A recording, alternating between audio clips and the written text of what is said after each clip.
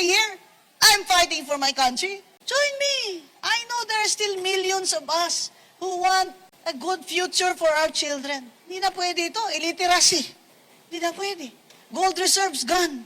Inflation rate. Ayuda ng ayuda. Para mabadaling mabili ang boto. Ayuda ng ayuda. Bakit hindi isolve ang inflation? Para wala na ayuda. In Norway. That's why I want to migrate to Norway. You know, in Norway, they have a very strong women's union. And they participate in elections as coalitions. Why do they have a women's union? Because they have jobs. Why don't we have a women's union? Because we don't have jobs for women. We don't have jobs because there's no new capital. There's no new foreign investment. Who wants to invest in the Philippines when the inflation rate is high, corruption is very, very high? Now, you know me, I feel very strongly about these things, right? I could have just retired with my pension and my inheritance and that damn you all. You deserve the government you get. I'll go live somewhere else. Why am I here? My God, my father fought for this country. Received the Congressional Gold Medal as a veteran. They suffered under World War II. Patriotism is a very high value in my family. Love of country. Sabi nila, nanalo si BBM. Ma'am, ikaw din ba mangingibang bansa ka? Ba't ako mangingibang bansa? Lasing lang ako kagabi, pero this is my fucking country. This is my country. I'm staying here. I'm fighting for my country. Join me. Join me. I know there are still millions of us who want a good future for our children. Hindi na pwede ito. Illiteracy. Hindi na pwede. Gold reserves gone. Inflation rate. Ayuda ng ayuda. Para mabadaling mabili ang boto. Ayuda ng ayuda. Bakit hindi isolve ang inflation? Para wala na ayuda. Ha? Di ba tama? Isolve ang inflation. Para walang ayuda. Bigyan ng trabaho ang mga tao para walang ayuda. There's almost 2 million people who have no jobs. 1 million of them are probably in Metro Manila. Can you imagine? 1 million families have no income. And then we ask, why do people sell their votes? Of course, people sell their votes. And why do these politicians buy votes in the first place? And why do they want to keep our people forever ignorant and illiterate so that they can buy their votes? That's why this electoral system is defective. I will write a paper. I've already written 10 books. I think I will write another book. Oh, by the way, I thought I have a book there in my car. Yung sexual harassment book. I was gonna give it to Sandra Aguinaldo for GMA. I have a book on sexual harassment in the UP Law Center. You read it, all of you. It's good for you. It's very easy to read. And you know that I feel strongly about this, not because I want to gain. Because I have nothing else to gain. Nothing else to gain. Ito na yun. This is what you get. What you see is what you get. Sasabihin nila si Madam, bardagulan lang alam eh. Ikaw naman, may Harvard degree naman ako, at UP degree. Top 10 naman ako. Hindi lang yan ang alam ko. Style ko lang yan. Kasi yung titigas ng ulo ng ibang tao eh. Kaya kailangan ibabardagulan mo. Oh, next question, sir. Masyadong serious tong Rappler. Ayoko na nito. Sir, ma'am. Ayoko na nitong Rappler, ha? Ayoko like people who are Commissioner serious. dito po from ABS-CBN, Jeffrey Hernandez. Good morning, ma'am. Hi, Jeff. On a lighter note po, ma'am, sa social media, ang of course, lagi pong sinusundan po ng inyong followers ang Bardagulan serye. Your followers, which you fondly call mga anak, no? So, ma'am, ang question ko lang po, ready na po ba talaga? Anong level ng Bardagulan ang makikita po namin sa isang Rowena Guanzon kapag nakaupo sa Kongreso? Extreme. You put me in Congress, dudugot tenga nila. Ilong at tenga. Pero correct grammar, ha? I don't owe anybody anything. That's why I can say the truth. I don't owe anybody anything. That's why I can say the truth. We cannot keep on living like this. Do you know I lived through martial law? I was 13 years old. Martial law was... My brother and sister were in the first quarter storm in UP. We survived all of that. We survived the war. We survived martial law. We survived COVID. But we will not survive a failed democracy. Oh, now I'm sounding like Maria Ressa, ha?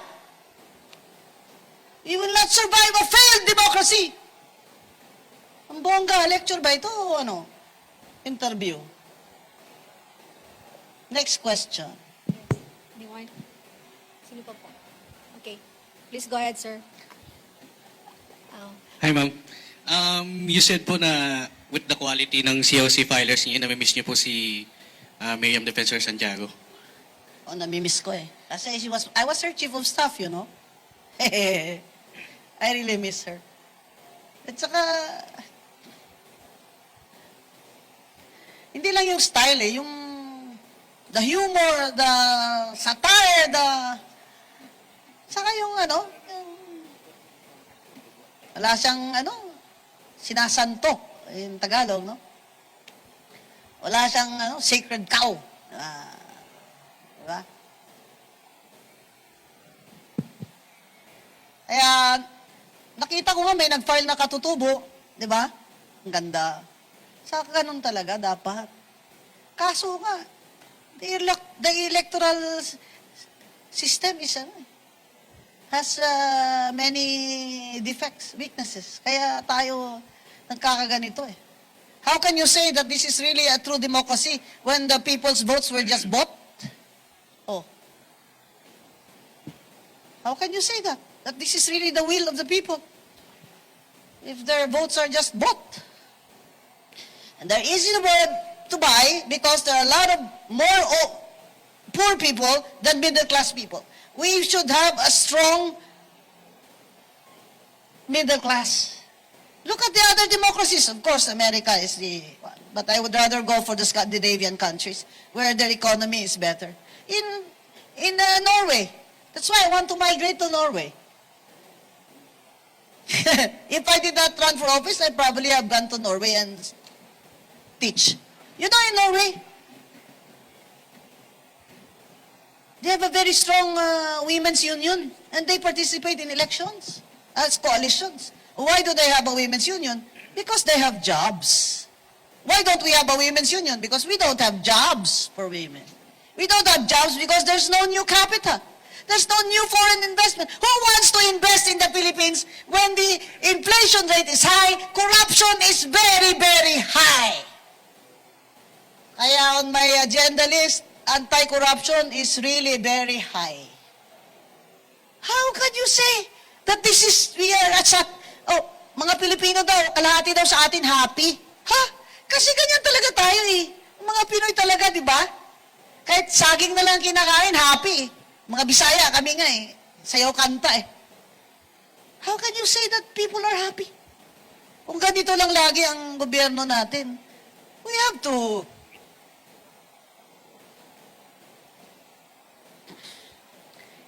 improve the standard of living ng tao. Hindi pwede yung hindi na ito decent living standards. Ewan ko, in my lifetime, kung makikita ko pa ito, 67 na ako eh. Probably I'll be in office 3 years or at most 6 years. Pero, sige, bigyan mo ako 1 million votes, takbo ako senador. Oo. Diba? Kaya! Si JPA nga, 100 na eh. Kaya pa! Next question. Any more question from the media, please? The economy. Ask about the economy. Ano pa? Okay. Anyone?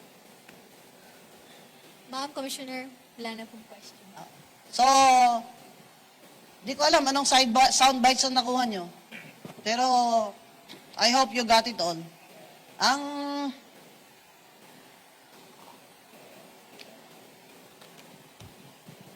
Ang wish ko po talaga ay mag-succeed itong BBM administration sa pag-angat ng ekonomiya natin para sa mga pobre ba.